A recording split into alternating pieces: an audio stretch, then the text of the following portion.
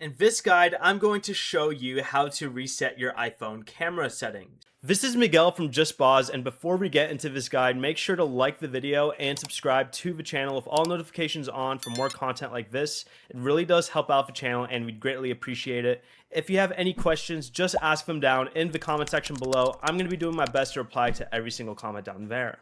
There isn't a dedicated reset button for the camera app, but you can manually restore its settings. To do this, go ahead and open the settings app and scroll down until you see camera. Tap on it, scroll down until you see the tab that says preserve settings. Tap on this and make sure you turn off each option so that the camera app no longer remembers your previous choices. Go back to the camera settings page and adjust any other options you want. Return to their standard setup, such as show detected text, lens correction, and macro control. And for a more complete reset, go to settings, go to general, scroll down until you see the transfer or reset iPhone option. Tap on it and press reset.